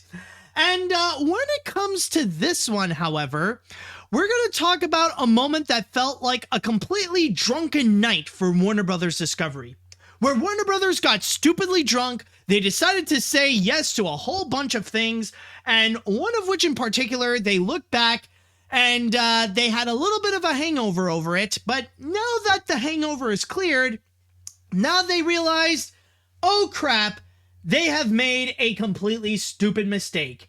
And their biggest regret right now is Zack Snyder's Justice League. Yes, apparently this all came from an article on Variety, in which they would go and completely talk about the current stance of the DC extended universe, and pretty much talk about all different factors of what is it about the past that they screwed up, what's their position right now, and what does the future hold for the DC cinematic universe, considering that they are planning to do a massive reset after the controversial Flash. And that's also another factor that they talked about. It's in regards to the controversial Flash movie and how Warner Brothers Discovery is currently handling all the controversies and all the crimes that Ezra Miller has committed. But one section in particular that this article on Forbes is highlighting is regarding the fact that they have admitted that they regretted ever greenlighting Zack Snyder's Justice League, in which it states right over here, reading from my source on Forbes, which they took from Variety, it states, privately, studio insiders have lamented that Zack Snyder's Justice League never should have happened. Rather than quiet the unceasing online campaign to #release the Snyder Cut, the 4-hour HBO Max feature only further entrenched the vocal and extremely online Snyderverse fanbase in opposition to the leadership at the studio in general and at DC in particular. And from there, it would go, this article would then go on to talk about the big problems with releasing the Snyderverse and a little bit of the history of like the whole campaign of #release the Snyder Cut and all that kind of stuff. And I'll just say right now, honestly, actually, before anything, I just want to go and make this massive clarification. Now, what I'm about to talk about and what I'm about to get into here does not reflect on the movie itself. This is not going to be a slam on Zack Snyder's Justice League. Like, whatever opinions you may have, that is your opinion, and that is fine. If you love the movie, that is great. If you think it's better than the 2017 movie, that's great. If you think it sucks, that's great. That's all perfectly fine. This is not to go and talk about the entire movie itself. What this is going to be about is regarding the business aspect and the fan base aspect, if you will. So I just want to go and make that big clarification right there. Okay, but anyways, going back into what has been talked about, the fact that Warner Brothers is now fully regretting their decision on releasing the Snyder Cut. And honestly, I can imagine why. Like, in terms of what they want to do with Zack Snyder's Justice League, yeah, I can pretty much understand why this was such a massive regret. Regardless of how people feel about it, even if they say that it is an improvement to the 2017 movie. Because technically, on the surface, a lot of people would believe that it really is made to go and shut the fanboys up. Like, we have heard about all those articles and all those people online that they are desperate for Warner Brothers to go and release the Snyder Cut. Despite the fact that even though it's not necessarily that big of a group as is, and a good portion of them is actually just bots just trying to make trying to make things worse, like it was still everywhere. And it was such a massive nuisance online. So that is why like when Warner Brothers has also, when they ultimately decided to cave in and they decided to say, okay, fine, we're going to go and release the Snyder Cut. Now, you'd think afterwards that would be the last that we would go and hear about them. But that's not what actually happened. Now, Warner Brothers was pretty much hoping that they would get some really good PR out of it. The fact that they would go and make Zack Snyder's Justice League, the fact that they actually made it better than how it was with the 2017 movie, people would actually be grateful and thankful for Warner Brothers, that they would be viewed as a great studio who actually does listen to the fans, that they would go and actually make movies that deserve to be made, that they would give filmmakers a chance to make their true vision come to life. Literally, did any of that happen? Nope. None whatsoever. And what happened instead is that the fans celebrated themselves. They didn't say they did it. They said, we did it. We made Warner Brothers do the thing that we want them to do. We finally got our Snyder Cut. And what they did immediately is just jump on to the next request. Because right now the Snyder fanboys felt like now they are in a massive position of power where they feel like they have more creative control than the executives at Warner Brothers. And from there, their campaign of release the Snyder Cut has now completely changed to hashtag restore the Snyderverse, where now they've been making more and more and more ludicrous demands, more so than now they're making things that is beyond the realms of possibility, that are just impossible to make. Even when the filmmakers and the people themselves say that they don't want to do anymore, it's not going to stop the fanboys to keep on demanding Warner Brothers to go and do it, to go and demand an entire Zack Snyder Justice League trilogy, to demand a Ben Affleck solo Batman movie, to go and demand the David Ayer cut of 2016's Suicide Squad, to keep making all those desperate demands. And it just made things so much worse. It only escalated the issue more so than to actually go and improve it. And honestly, for Warner Brothers, that's just been nothing but completely frustrating. It feels like they're in a position where no matter what, they just cannot win, especially when, once again, many of those filmmakers and actors, they don't want to do it anymore. People like Zack Snyder stated that he doesn't want to do any more of those DC movies. Even Ben Affleck stated that he doesn't really, he doesn't want to fully commit to being Batman anymore. They want to go and move on to do their own things. And even with Zack Snyder, he's better off with what he's doing with Netflix, where he has the freedom to go and do whatever he wants with them. And yet it doesn't seem to satisfy the Zack Snyder fanboys. Yeah, sure, they'll still support Zack, but what they ultimately want, truthfully, the thing is with those, release the Snyder Cut fanboys, they don't care about Zack Snyder. They don't care what happened to him. They don't care about his well-being. They don't care about his creative vision. They don't even care about his late daughter. All they care about is their own products, their own Snyderverse, for that to somehow come to life. And they think that that's the only way for DC to legitimately compete against Marvel and the MCU right now.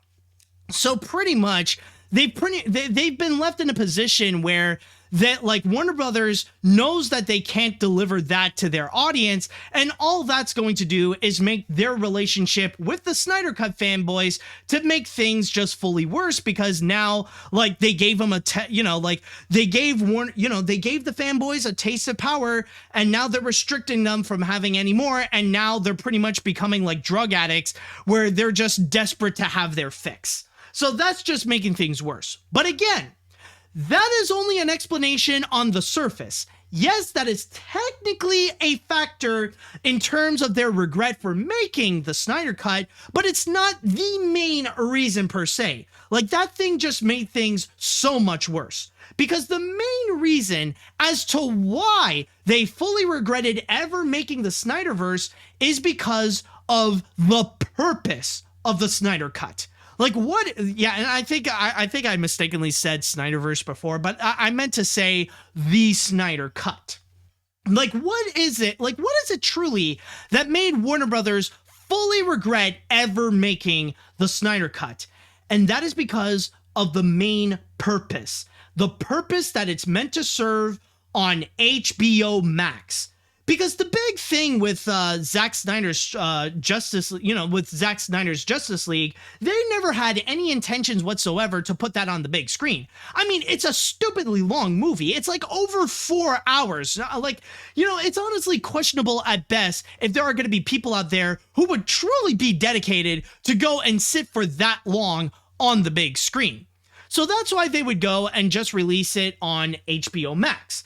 The fact that they would go and like fully commit to make this big name picture, make that an HBO Max exclusive in the hopes that it would go and draw in more and more and more people. That they're fixing, that they want to go and fix the errors that they have done on the 2017 Justice League, that they would go and put that onto HBO Max. And from there, HBO Max would have an exclusive title featuring all their big name Justice League characters, all the big DC characters like Superman, Batman, Wonder Woman, The Flash, Aquaman, Cyborg, and all those characters all coming together on this one epic HBO Max exclusive. So that's pretty much the big purpose of Zack Snyder's Justice League. It's not necessarily for the fans, it was primarily for HBO Max to go and rank up the subscribers.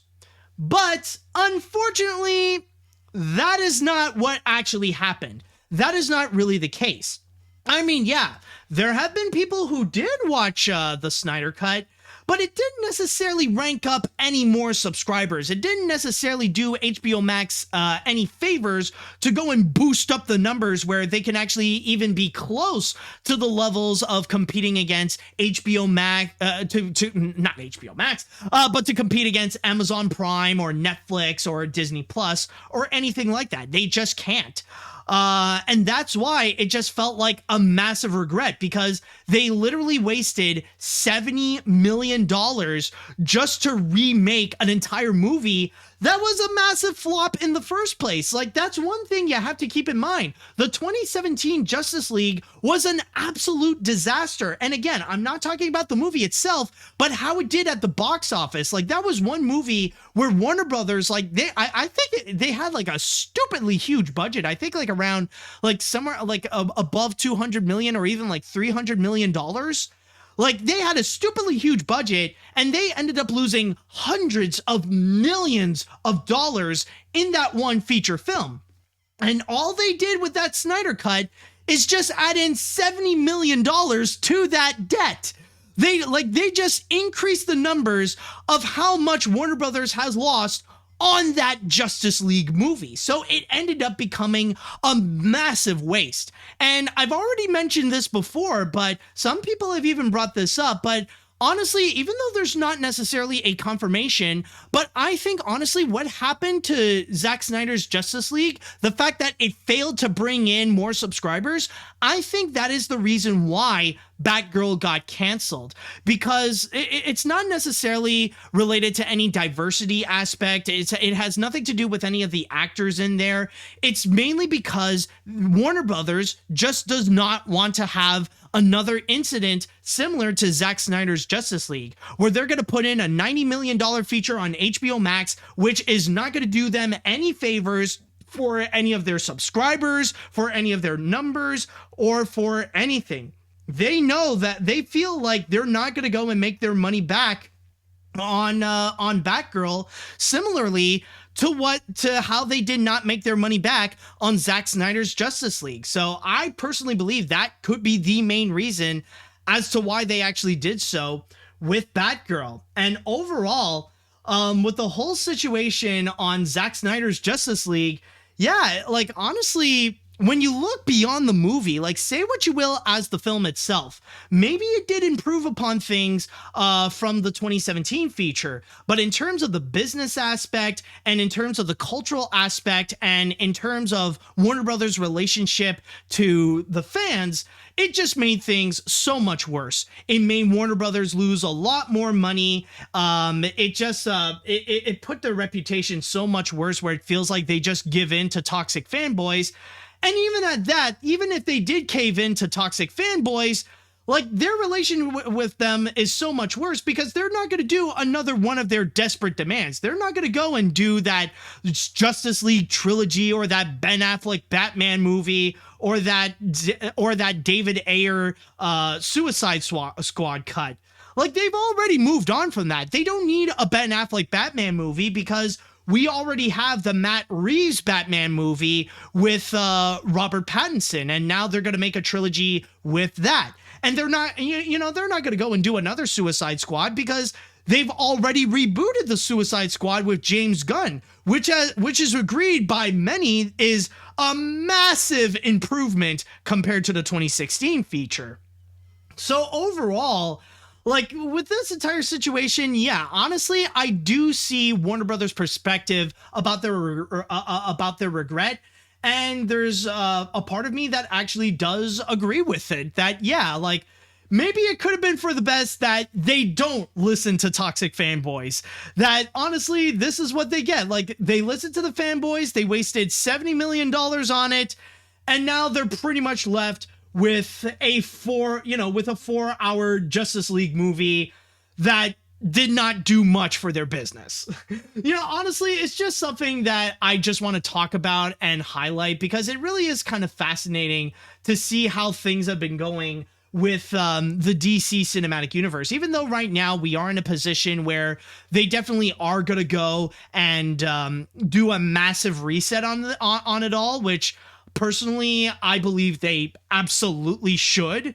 Yeah, like it really does highlight, it's just another example of how the current DC extended universe is just a massive mess. There have been some solid highlights like Shazam and the first Wonder Woman, but the whole thing with the Zack Snyder films and with Justice League and all that stuff, yeah, it's just been a disaster.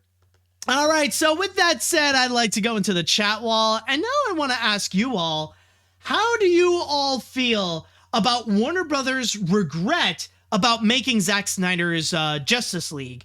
And especially, I would like to know your thoughts from the perspective of someone who has seen Zack Snyder's Justice League. Should Warner Brothers regret their decision? Should they be proud of it? Let me know what you all think about all this. Okay, let's see what we got. I haven't seen the Snyder Cut yet. I don't want to, but still, I find it kind of cool how Zack Snyder took it upon himself to rebuild the film from the ground up.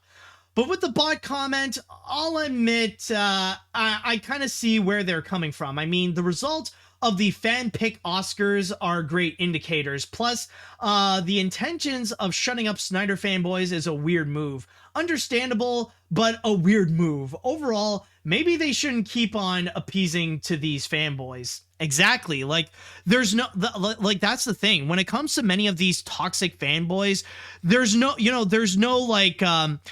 bargaining with them. There's no compromise. Like, all they want is more. And they just, like, the only thing that they want is to have things go their way and to keep it that way until the day they die. That's all that they want. So honestly, honestly, it's best to just flat out ignore them. In fact, another example of another great example I could think of that there's no compromising with toxic fanboys is with Star Wars, with the sequel trilogy. The fact that Disney tried to do that with The Rise of Skywalker, where they wanted to make a movie where it pleases everybody, like the people who love films like The Force Awakens and The Last Jedi, and the people who hate The Force Awakens and The Last Jedi, like try to find a way to compromise both fans so that everyone can be happy with the finale.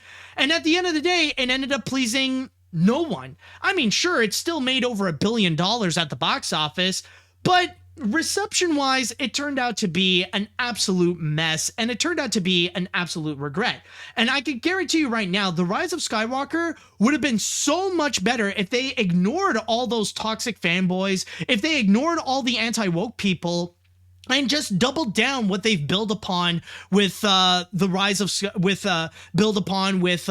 Jedi and with The Force Awakens. It would have been a much better movie, and it would have been a lot more cohesive, and it would have looked like they had a legitimate plan. So that's just something I want to go and state right there.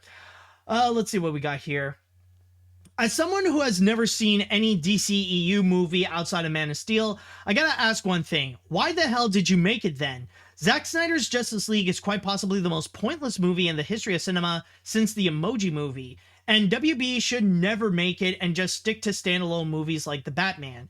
However, I have one hashtag moment for one thing, and that's release the Sonic universe after Sonic 3. One thing at a time. Well, first of all, like, Sonic 3 has to be released, and I don't think that thing is coming out until, like, I think they recently announced it's like on Christmas 2024, I believe. So yeah, like, honestly, don't plan your movements that early, you know? Let's see now. WB made the second biggest mistake of their lives by catering to these parasites that call themselves fans. Not only did they gamble on a product that, while good as a movie in my opinion, did nothing but influence the Snyder cultists to demand for more, believing every single stupid lie that says the Snyderverse is happening, despite Snyder himself having moved away over a year ago. This is why we can't have nice things. Yeah, and that's kind of the funny thing. Like, the irony of all this is that, yeah, these people are desperately demanding for Zack Snyder to go back to Warner Brothers and to go and make more of those, like, Snyderverse movies. The one thing I gotta ask, are you sure you want Zack Snyder to go back to Warner Brothers, especially in its current state right now? I mean, with the way that they've been treating all the animated projects and the way that they treated Batgirl, do you not think they would not do the same thing with Snyder's movies? Hell no. And especially with the way, especially with how things have, with reports coming out that Snyder did not like his time with Warner Brothers.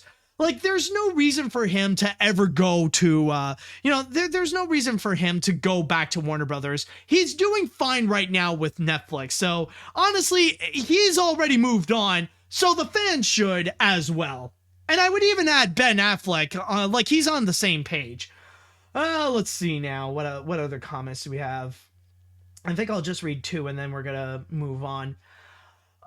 With this and all of the other stupid decisions Warner Brothers has done recently, it's like they have stepped onto a rake over and over and over again. The Snyder Cut is probably the best example of why you should not give in to the demands of fanboys, no matter how loud they are.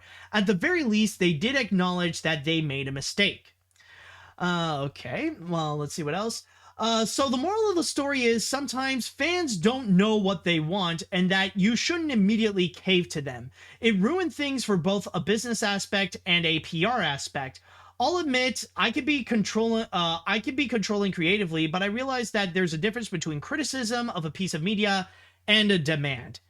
Yeah, and that's sadly the reality of what's going on the internet. There are some people that, You know, and that's, you know, honestly, that really, you know, I think the whole thing with the whole Snyder Cut controversy and with the whole Snyder cultists and stuff like that, it really it really highlights the stupidity of gatekeeping and how it is so pointless and so stupid. And honestly, it makes people delusional. It makes people look absolutely insane because they think that because they are fans, they have more control than anyone else. They have more of a say than any other person who is, who's working on the film or who's working on whatever project. That's why no one should ever go and do gatekeeping. I mean, yeah, like you can gatekeep hatred and bigotry. That's perfectly fine. Like, yes, nobody in any fandom should be allowed to be a bigot, like to be against LGBTQ plus rights, to be against trans rights, against women's rights, against people of color's rights, or anything like that. They shouldn't be allowed to do so. That level of gatekeeping is okay. But any other gatekeeping, like we see with Gamergate or Comicsgate, or what we see with what the Snyder fans are trying to do with Warner Brothers, it's pointless, it's stupid, it's delusional, and the only solution that they can do, the only thing that can be effective, is if they can just shut up.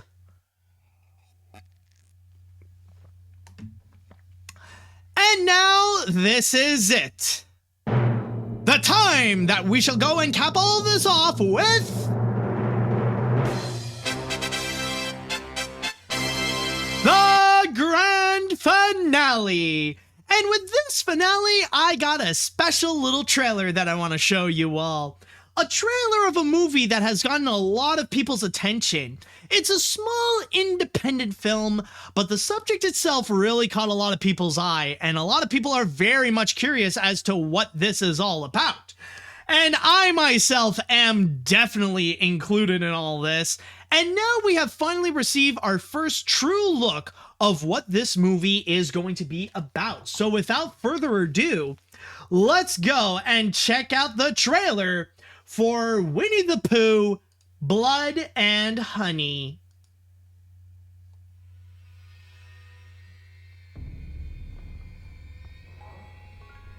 You know, you're the first person I ever shown this place to. And why am I so special? Because soon we'll be Christopher and Mary Robin.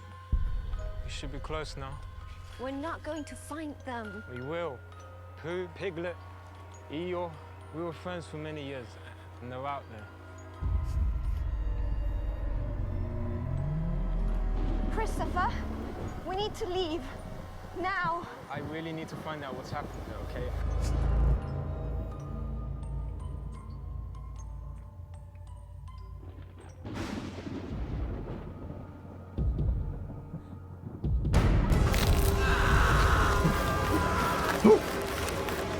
Oh my! This place is kind of cool. Did you say it has a pool? We need to go. Laura's dead. There's someone else outside. What was that?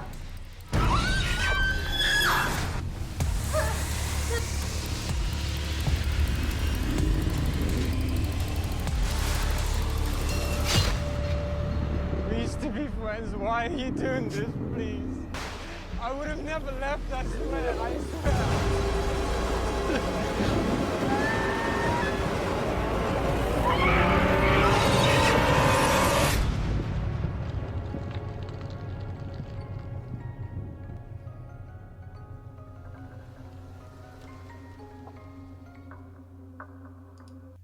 And that is Winnie the Pooh, Blood and Honey. And the unfortunate thing from all this is that even though we did get the trailer, there is no confirmation as to when the movie is going to be coming out. All it says at the end is just coming soon, and that's pretty much it. So we don't really know if it's going to be coming out either at the end of the year or maybe in early 2023, but we'll just have to wait and see. And I gotta say, with my first reactions to this is that, okay, I see where you're going with this, and I think it is safe to say that if you're going to go and watch Winnie the Pooh, Blood and Honey, it's not because you want to see an artistically good feature film. I think we can all agree that this isn't going to be something that will be in the levels of like either Alfred Hitchcock, or if it's going to be something like the recent Jordan Peele movies, you know? It ain't going to be that kind of horror movie that will be provocative, that will have interesting commentary, that will have like amazing auteur-like filmmaking. No. It's none of that whatsoever. You are in it for the gimmick.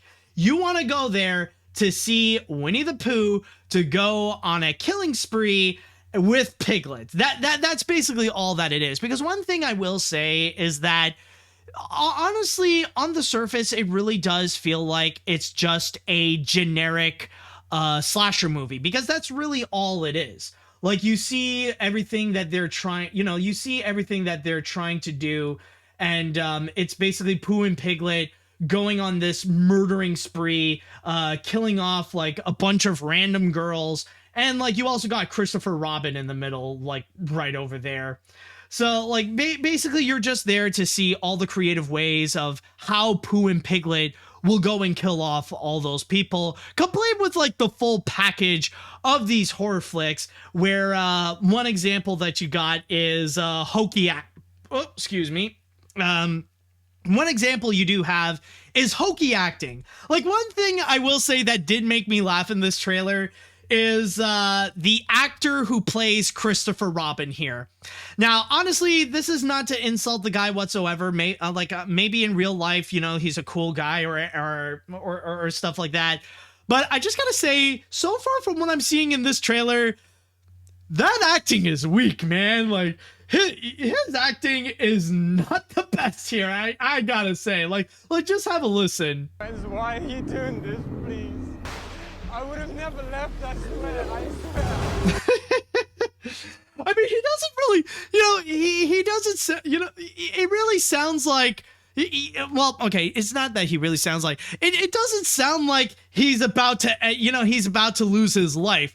He's not in a situation where it sounds like he's in danger. He sounds like he hurt the feelings of Pooh and Piglet and is just scared that he might lose their friendship. It's like, I wouldn't have done this, please, I swear. It's like, really, that's it? And even at the beginning, especially, like, oh my God, like when they discovered, the 100-acre woods and like everyone is missing. Now. I really need to find out what's happened there, okay? I really need to find out what's happened to them. Yeah, sure. Yeah, that's especially how you're gonna react when you see like literally Eeyore's tombstone like right over here. Which honestly, yeah, like not only that, actually, you see Eeyore's tombstone and you see a skull right next to it. Which I don't know about you, like, yeah, maybe this image might be horrifying to some, but I can imagine Eeyore might be cool with it. I probably already made this joke in a previous episode, but I can imagine Eeyore looks at this like, finally, my dream has come true. This is the one that this is what I want to be. This is what I want to accomplish. I know how I died. I know Pooh and Piglet eat me. It's the first time that I feel useful. But yeah, honestly, in this whole thing, it's like the acting already, you could tell, is just pretty corny. And even like with the girls, you kind of do get the same level of like that hokey kind of acting.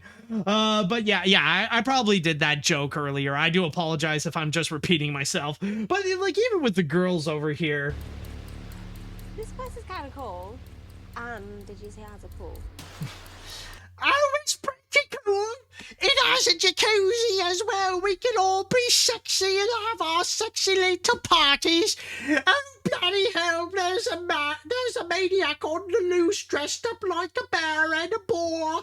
I don't know what be going on over here.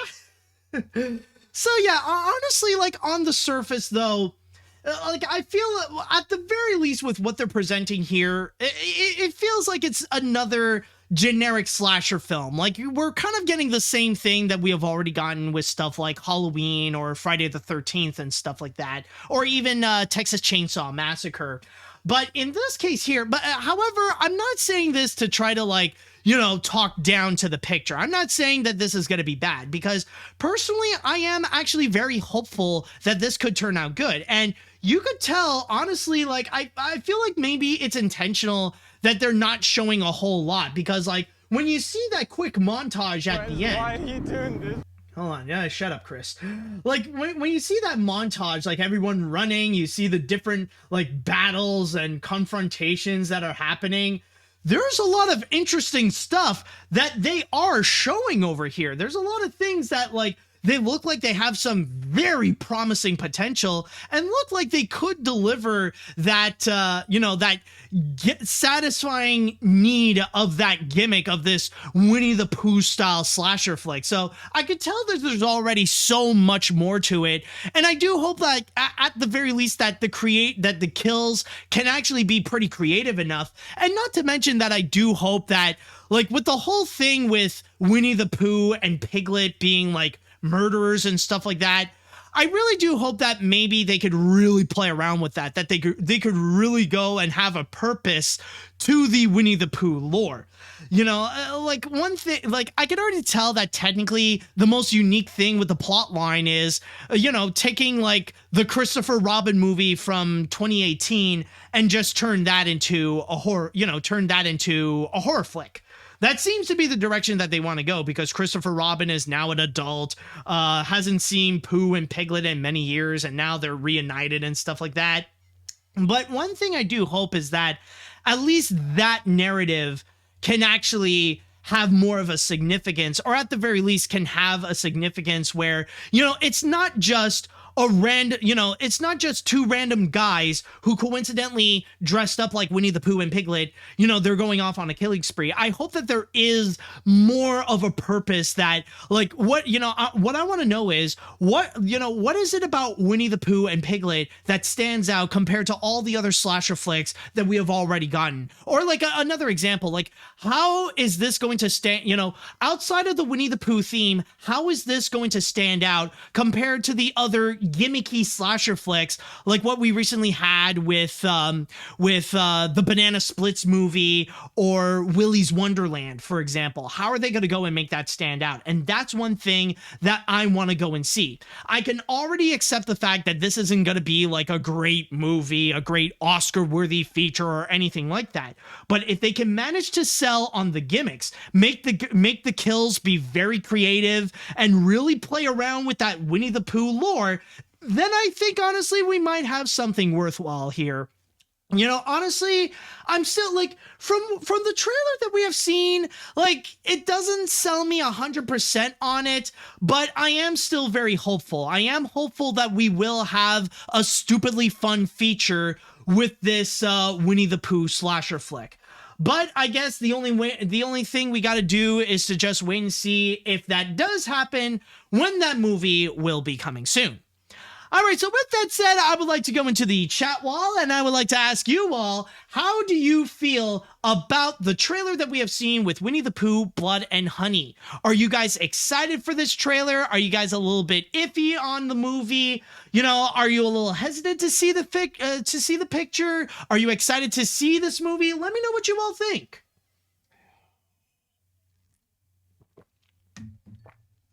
Let's see what we got here. All right, so, well, can't say I was expecting that. I wasn't expecting to see Winnie the Pooh going all Jason Voorhees on Christopher Robin's ass, but I guess this is what happens when it's public domain. But with that said, I can cap this off by singing Winnie the Pooh, tubby little murderer spilling guts, he's Winnie the Pooh, Willy the Pooh, willy-nilly silly, Honestly, I know, like, visually it does nothing, but I'm sure, like, if you're only listening to this, like, through your podcast service, like on iTunes or Spotify or Google Play or whatever, I'm sure that effect would be a lot more effective, which, by the way, you should also go and listen to it. Might as well go find a way to go and plug that in, too, in the meantime. All right, anyways, let's see what else we got. As someone who loves the Winnie the Pooh franchise, but is absolutely terrified of every type of horror media, I highly doubt I'll ever watch this, but I respect these creators and their decisions in what story they want to tell. They may not have my view, but they still have my support. Every creator deserves its story told. All right, let's see what else we got. So this is Winnie the Pooh in Disney. I'm ready for some smackling honey. Come on, Piglet, let's go find Christopher Robin. Oh, now I see. Oh, I see what you're trying to do. Let me redo that. So this is Winnie the Pooh in Disney. I'm ready for some smackerel honey. Come on, Piglet, let's go find Christopher Robin. And here's Winnie the Pooh in Blood and Honey. I'm ready for some blood and honey. Why did you leave us, Christopher Robin? I'm going to take your head and I'll drink honey from it. To my honesty, with this trailer, this looks stupid. I'm kind of afraid of what the public domain might do to Winnie the Pooh, like with this. This is like what the public domain is doing with Pinocchio. What's next? A Mickey Mouse horror movie? You never know, man. You never know. Let's see. What other comments do we have here? In my opinion, this looks like a movie you would slap the crap out of it with the AniMat's seal of garbage. I think the acting sucks, the idea is ridiculous, and this is actually going to be exciting because it's going to be one giant ride. I hope this movie is like the Cat in the Hat scenario where it's so terrible it is amazing to meme. Anyways, I may say this now, AniMat. If I catch you post thirst tweets on the chested characters, I'm a hire Lady Dimitrescu to drop a closet on you for your betrayal. They're fine, they're hot, but I mean, I know there's better out there. I mean, like, how could I say no to Lady D, or especially recently with She-Hulk, with that twerking thing? Like, I know some people are asking, like, oh, what the hell is Marvel doing? I don't know what they're doing, but can I have more of that, please? Like, hot damn, that is hot. I haven't even watched an episode of She-Hulk as of yet. I've heard it's a really good show, but with what we have seen with the twerking one, yeah, I'm honestly tempted. I'm quite tempted to probably see that for myself. Let's see what other comments that we have here. This looks like another cringy teen slasher movie similar to Bodies, but I can see that this will bring out some ironic enjoyment similarly to Willy's Wonderland and the Banana Splits movie. I'm not interested in watching this, but I can see how some people might have some fun with it. Also, would it be interesting to see a rated R slasher Sesame Street movie? Trust me, Matt, I know that's your dream movie. Why is that my dream movie? Time out. Why? I never said that my dream movie is an R-rated Sesame Street slasher movie. Like, number one, I can guarantee you that ain't ever going to happen. And honestly, like, why? I don't know. At least in my lifetime, I don't know if I could see that happening. I think I'll go and read one more comment, by the way. Let's see. I think we can all agree that this will not be a good movie altogether, as it does look like another generic slasher film. Everything looks dull, from the acting, the characters, production value, cheap jump scares, etc., so it might not be good. I'm only invested with the kills and maybe the hot girls in the pool, which I'll go to horny jail for, but to be fair, that is my only positive thinking, so it'll be worth it. Exactly. This is not the kind of movie that you should watch because, oh, this is going to be a good movie. Hell no. This is going to be one of those features that you watch it for the gimmick. You see it for the girls, and you see it for Winnie the Pooh and Piglet killing people. That's pretty much the big reason why you would go and watch it. And that's exactly why I am very curious to see when this movie is going to be coming out. And with all that said, that should do it for this episode of AniMat's Crazy Cartoon Cast. Thank you all so much for joining me on this. And also, I just want to go and quickly remind you that if you guys would like to go and watch this live on my Twitch channel without any interruption from the ads, then don't forget to go and subscribe. And on top of that, don't forget to also subscribe to the YouTube channel of AniMat's Crazy Cartoon Cast. And don't forget to follow me on your podcast service, whether it be on iTunes, on Spotify, on Google Play, and I think also on Amazon as well.